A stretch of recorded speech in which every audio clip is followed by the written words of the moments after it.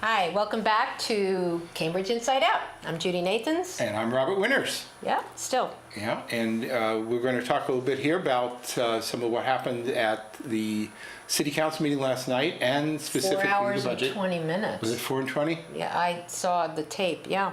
All right. Well, It's a long time. It was definitely a long time. So maybe we just sort of kick it off and talk a little bit about the budget first, and then Okay. talk about some of the 'Cause that outcomes. was presented. The thing is, what everybody I think needs to understand is that Yeah. the budget is presented at this meeting. But not discussed.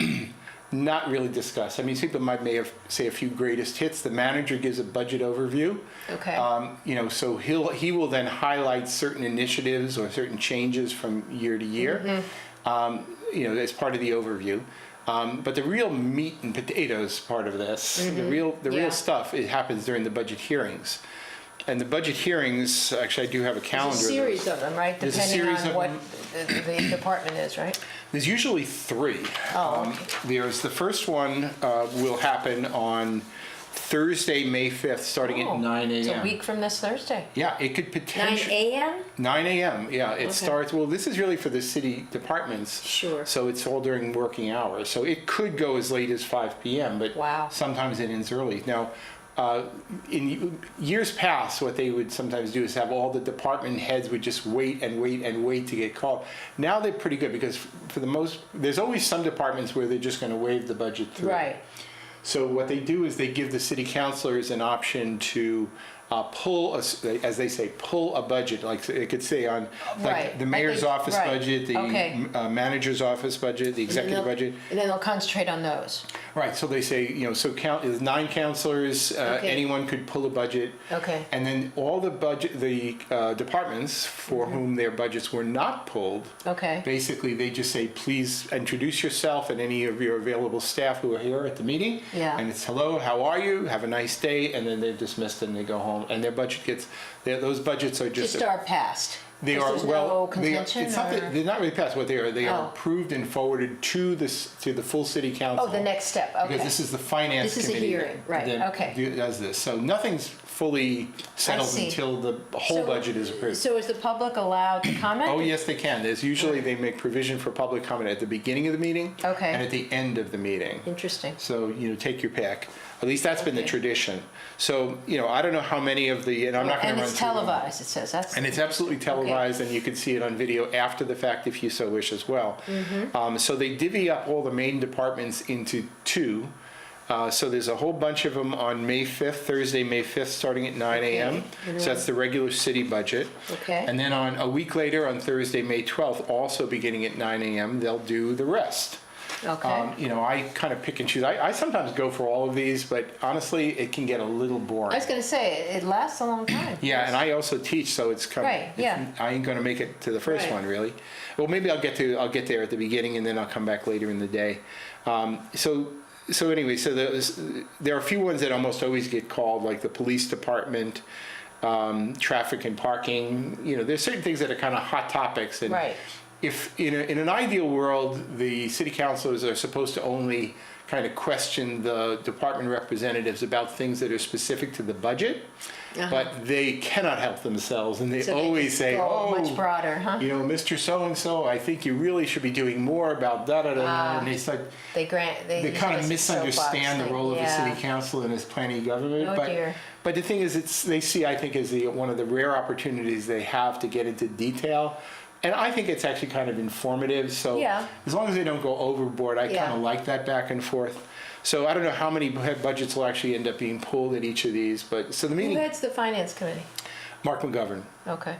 So he'll chair He'll chair that. the meetings, and most of the city councilors are there for it, but occasionally if there's some conflict, Well, if they have another job. yeah, that happens sometimes too. So so anyway, that's Thursday, May 5th, and then Thursday, May 12th. Okay. Now, there's also the school department budget, Is which that totally separate? That's I would totally think, 'cause separate. it's a big line. Isn't that one of the biggest costs? it is. Yeah. So the school committee, the school department's budget has its own separate hearing. That's Tuesday, May 10th. At 6 p.m. So we won't be able to go unless we cut class. Wow. So Right? that's in the evening, which is But that starts at interesting. 6. Usually they allot about maybe 2 hours. It could go Yeah. longer, it could go shorter, who knows? Wasn't that the regular school committee night, Tuesdays? Well, that's really why it's a good time That's to do right, it. that's what I'm saying, Because the yeah. school committee members will be there Sure. for it. So, Right. and that's basically, it's the 2 for the city and then 1 for the school department. And then, Right. and once it's all done, they forward it to the full city council. And then there is provision for a possible other meeting if there's anything controversial, but there almost never is. So generally what happens is that on May 23rd is the date scheduled. A regular city council meeting is the date when the budget adoption is likely to take Okay. place. So that's really how that all plays out. In your history of going to these, and has there been ever any real change that happens or any I'm always controversy? reminded of one meeting, a famous meeting, where Okay. people fought and fought and fought about Over whether what? this, this tens of thousands of dollars should or shouldn't be changed. Or I think Billy Walsh used to go on and on about whether he used to ask every department head about what's the clothing allowance for someone. Wow. He just sort of would get wild about it. It's probably the days of rent But- control. Yeah, and there was a lot of people were acting Yeah. out. But one of the things I remember after all this back and forth, Tim Toomey, bless his soul, Yeah. just gets up and he says, "I just want to point out to everybody that the net effect of all of this is that we've changed the budget 0.006%." and that's Yeah. generally how it works. Okay. Last year, I believe the submitted budget was exactly the same as the approved budget. I Interesting. mean, the manager and the manager's staff, they do a really great job. So Ahead of time, right? yeah, so Yeah. most of this has already kind of been worked out in advance, and occasionally there was a little battling back over a school department budget because a Yeah. city councilor wanted to try and get some influence. There were a few years ago, there was some issue with the dance complex versus the Cambridge Multicultural Arts Center, so there were budgets were held up while they were trying to leverage something. But this is rare. For the most Yeah. part, the budgets have already been worked out. City councilor priorities have been listened to by the manager's office long, months and months ago. And to whatever degree that some of those desires could be incorporated into Yeah. the budget, most of it has already happened. So, but it's a good education for those who want to learn a bit about this stuff here. So anyway, so all they really did was submit it, last night. And so now the fun stuff happens. Okay. One curiosity, one of the things Bob Healy said in his last meeting, in I think was it late June of 2013, he kind of said a few things that he thought should happen was a little bit of consolidation of some of the city's boards and commissions that were just, redefine them, make them more efficient and whatever. Oh, yeah, I remember And that. that's all right. So nothing's really happened about it. So then when I was looking at the budget Yeah. the other night, I looked at it, I said, well, wait a minute, where did the Conservation Commission go? They couldn't just get rid of that. And then until I got the, It is. what happened was, I is see. that its budget just vanished. Oh, And I said, well, did somebody make a mistake? Well, I found, when I got the budget book, they were very rare, I got one. Huh. And you can get it online, by the way. It's completely available off the city website if you want to Okay. look at the entire budget book. It's 400 some odd pages. wow. It's a good book. But in there, it explains that the administrative function of the Conservation Commission has now been subsumed within the Department of Public Works. Really? It still operates quite independently, but just in terms So of how what it's does that mean organized. then, that I see it there? Meaning, because I was giving a comparison I of the see. budgets from year to year to year I see, to see okay. percent All changes, right. and I said, well, it's a 100% drop in their budget. Okay. I thought that was a little strange. All right. Now I know why. Okay, that makes sense. Also, the Police Review and Advisory Board has now been administratively linked in, I'm not quite sure exactly how, with the Human Rights Commission and the Peace Commission. And part of that is because Oh. Brian Kaur is the executive Oh, director right. of Of- one of the and, one, right. and Okay. the commissioner or whatever Yeah. of the other. So they've done sort of a formal Okay. consolidation. They still exist as separate boards, but they're being administered in a more common Where's the kind of Women's way. Commission? It's in there. I know they didn't take Oh, that here it away. is. It's Yeah. under Human Resource Under Human Development. Yeah. Resources. So, the total budget for all the various boards and commissions is still a pittance compared to the operating budget Oh, of the yeah. city. But, anyway, so there were some interesting things happen with that. Now, there were some other fun things happen at this council meeting, I might say. Yes, which is what? Yeah, just sort of poke through some of Yeah. these sequentially. there was so this is, I have to be snarky now. All right. All right, if you don't mind. So there was an item on the city council agenda, an order, maybe in the past month, calling upon the city should go to the DCR and ask that some lanes of Memorial Drive be on April closed. 29th, yeah. And I looked at it and I said, look, even if you want to promote cycling and walk ride day, that's all wonderful. But, I said, Yeah. just think Yeah. for a moment Yeah. what somebody who's trying to get over to the Mass Pike is thinking Right. when they see orange cones laid down and they've Yeah. turned all of Memorial Drive into one-lane roads in each Yeah, direction. I think there was an accident. And you is see what- you yeah. see 6 guys on bikes, Yeah. there while you're Yeah. steaming. Yeah. There'll be an article by Howie Carr in Right, the yes. Herald the following day. You'll be It's Cambridge again, doing their those thing. crazy lefties, et cetera, et cetera. I said Yeah. it ain't gonna happen. So anyway, the word came back from the DCR saying Yeah. it ain't gonna happen. Yeah. So I had to just say I told you so. Yeah. Another thing that comes, actually, it is related to the budget, is it's sort of become the tradition that there are these large capital projects that require bonding. Yeah. You have to, they're so expensive, you would never put them into the regular operating budget.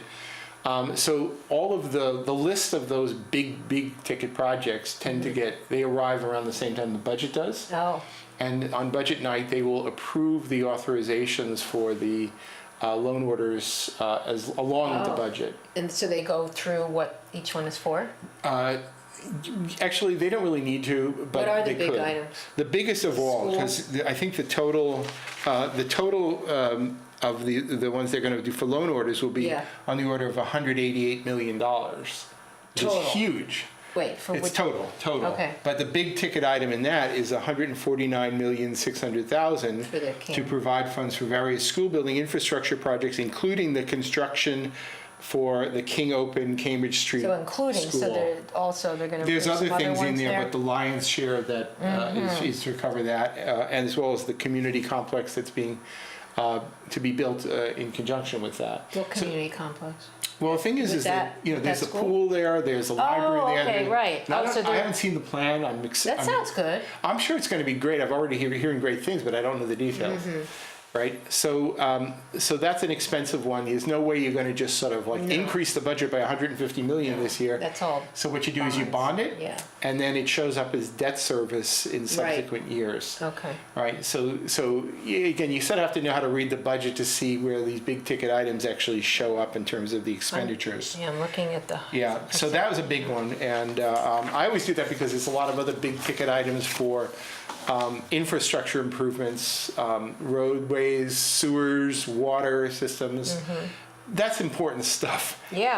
And so I always kind of tune in on that when that comes through. All right. Another thing that was on the manager's agenda was when the Barrett petition, right, which allows accessory apartments and some enhanced basement uses in the city, that was passed, kind of on the quick. It actually, without any amendment in, I think, January. And there was a promise that some of the city departments who had some issues would come back with some text for some possible amendments. Right. So that did come back, finally, like the week before the Barrett petition goes into effect May 1st. Came back last night. And it was interesting, and the only thing I'll really say about it is that if you really read the tea leaves of what the councilors were saying, it looked an awful lot like they were going to just they did table them, and so then were they actually going to discuss these as possible zoning amendments? If I had to put money on it, the answer is no. They're just going to let the Barrett petition stand. Right. And even if they did, I don't think there'd be the votes to do it. So even if there are some deficits in it, I think they're going to just let it ride. Yeah. Okay. So that was interesting. Perhaps the biggest item on the agenda at the meeting, however, something that they took out of sequence because there were so many people there during public comment and otherwise, was the Sage Cannabis Incorporated marijuana dispensary. There was a zoning petition that went through the entire process and was in the queue for ordination last night, and it was ordained. Finally. There was a letter of commitment from Sage Cannabis for a modest amount of financial contributions, but not that much. And some people even questioned whether there was even a need for that, because after all, they want to keep the medical marijuana as cheap and affordable for people as possible.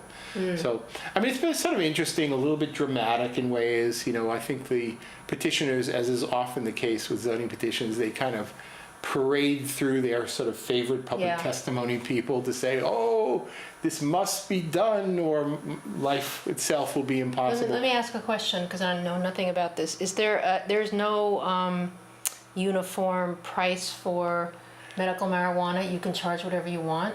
It's not regulated at all by anything? You know, I don't know about that. Because I mean, I guess cigarettes are in a way. One thing that I didn't know until they were talking about it last night was that medical insurance, by and large, doesn't cover this, so people have to pay out of pocket. Right, exactly. So that is why I'm asking, because I guess it's whatever the buyer will. Yeah, and maybe there'll be other dispensaries, and maybe there'll be a little free market. Competitive, yes. So I guess there is no uniform. I'm trying to think of something that is uniform, drugs or not. Yeah. You know, I mean, you know, the thing is that people in Massachusetts, and certainly people in Cambridge, voted pretty overwhelmingly to support medical marijuana. So now it's going to happen, and it's up at the corner of Ellery and Mass Ave. Right. By the way, the Cannondale bike store is. So anyway, that was the big item, and honestly, once so there should be no more talk about this. There should be no more talk. But wasn't there something about a zoning overlay though, or there were other stores? Previously for other places? there was it's still on the books. That's there were these medical marijuana overlay districts in the far eastern and far western parts of the city. So where's that at? Well, honestly, you know, if you wanted to open up a dispensary in one of those districts, you could just do it. So that's been approved. I thought there was those are on the books as part of the zoning ordinance, so that wasn't rescinded in any way. So that stands. Okay. In a way, maybe those are obsolete. Maybe any future dispensaries will just try and just rezone a half a block like this did.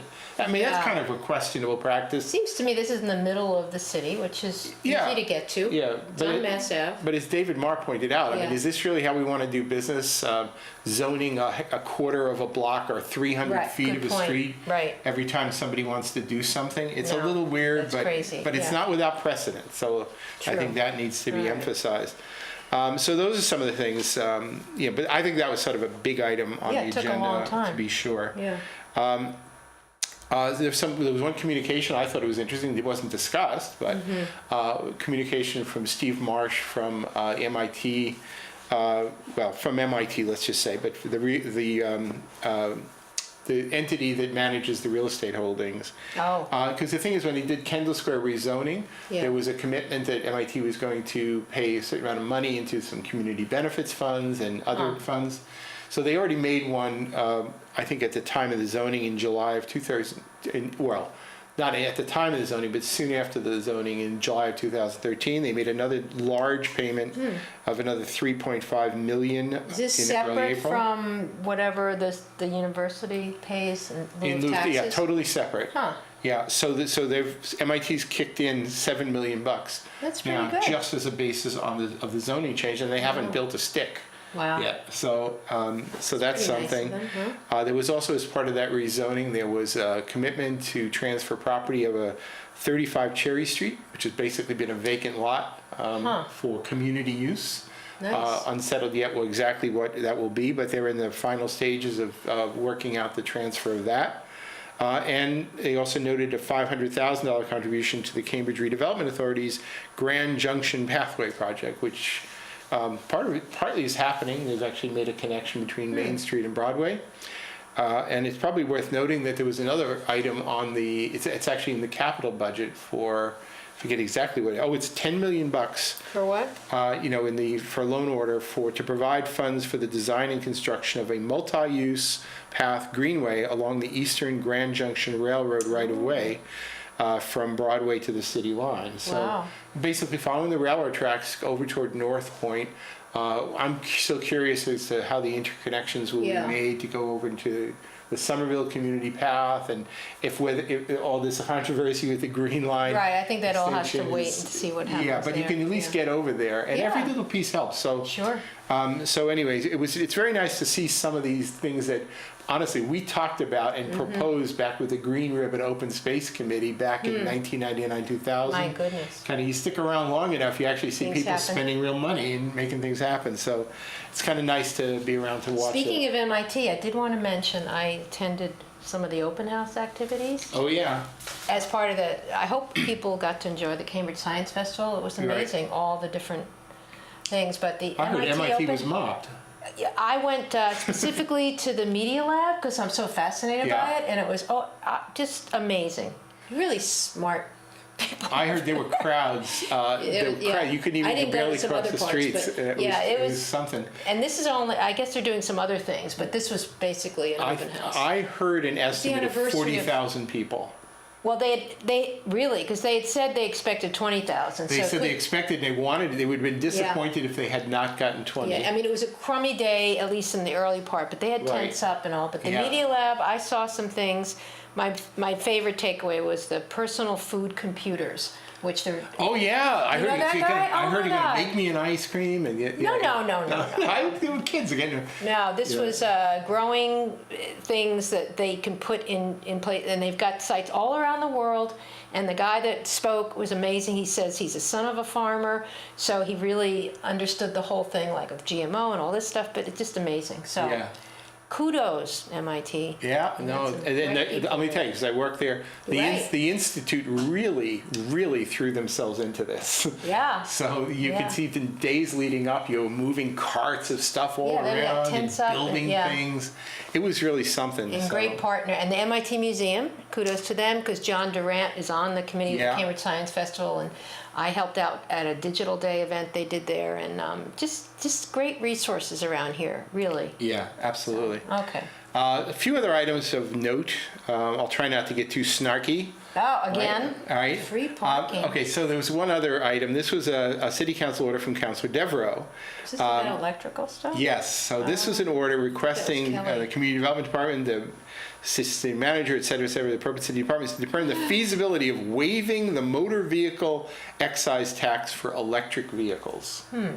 Now, and I understand the intention. You want to encourage people to buy electric vehicles, and if they don't have to pay excise Is tax, this the excise tax that we charge as a city? it's one of those gimmies Yeah, that okay, the state allows us. So the Department of Right. the Registry of Motor Vehicles sends the information, and you get Right. charged an excise tax based I on bought a new car for the first time, and it's a whole lot more money than and my you get- $37 a year. Right, so I pay for my What do you 1979. pay, like 20? I get $7.50 Oh, as my my excise tax for goodness. my 1979 All right. bus. When I had a Beetle years ago, it was $2.50. I'm And then sorry somebody you else, how much, reminded so me. you get a new car, what is it, like hundreds I of had to pay like almost $300. $300 on these excise tax. So the proposal was, it'd be cheaper this year. let's just waive the fee, right? For electric vehicles. For electric. Now let me clarify something. All right. That's not legal. Now, if the state wants to enable cities to have certain flexibilities, that's one thing. Okay, but we can't just do that. No, I mean, the thing is, if I could, otherwise, let's think about it. You could say, Yeah. well, we've decided that good righteous behavior is X. Therefore, anybody who shows good righteous behavior, we've decided to waive certain taxes. But wait a minute, doesn't on the federal government, like if you have solar, you can get tax credits? Because the federal government lays so out the rules. So you're saying it should be more on a state or a federal level? The city or? doesn't have the authority to do this. If the state wants to grant authority to cities and towns to do So basically, this, we don't do that well, with when they- anything in the city. well, we do. so- Like for property taxes, Yeah. the city has options, local options to do residential exemptions. Oh, right, yeah, if you're They residential. can do discounts for yeah. elderly people. All right, so but we already do things like We that. do that because the state delineates it. and Okay, so says we have to ask you the can state to Right, for you'd have to do advise this. us on this. Okay. So as it stands, that's just flat out Did illegal. someone say that at the meeting? I think David Marr pretty much said Okay, it, yeah. all right. But the other thing is then not David Marr, Vice Mayor McGovern, it's almost like a game of poker. So Councilor Devereux says, no, I'm the one who's going to Yeah, promote the electric yeah. vehicle.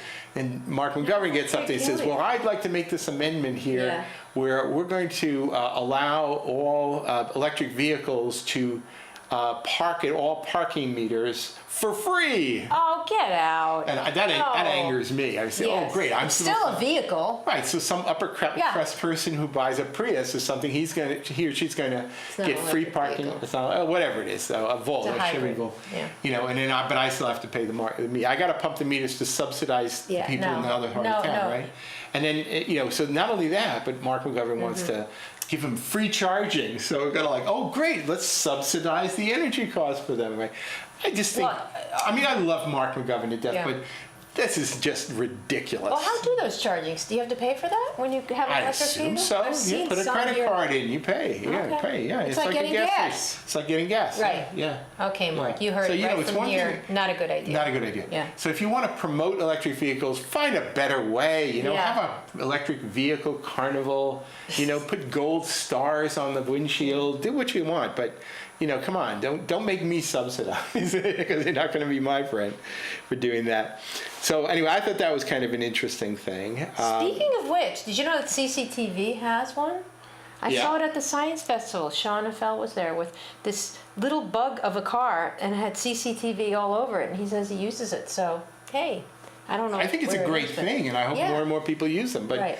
it's a question about what's legal, what's not so Sure. legal. Okay. Right. What else? So a few other things. I think perhaps maybe what we should do is just. Oh yeah, there was a committee report, basically another update on the city manager search process. Oh, right. Where's And they're- that at? They're still moving along. I hope they don't just get going Is in. there a meeting, another public meeting? They have or- some meetings coming up about Is it that. the Government Operations It's all done Committee? under the auspices of the Government Operations Okay. Committee. The next one that's coming up, by the way, for those of you who want to know a little bit more about Envision Cambridge, they're making a presentation in front of the planning board at 7 o'clock tonight. Oh, I up bet at you're going to City be Hall there. Annex. I will be there if At you want to City talk Hall about Annex. it. That's right City around Hall your Annex, house. second floor. So that's coming up. The next meeting of the Government Operations Committee to talk about the manager will actually be on Tuesday, May 3rd at 4:30 p.m. Where? That will be at the Sullivan Chamber at City And Hall. that's open? They're all open meetings, Okay. absolutely. So This is anyway, all on your website? it's all on the Yes? website. Okay. I could certainly say more, but And unfortunately, we're running out of time. We're out of time. So I guess until next week, Right. this has been another edition of Cambridge Inside Out.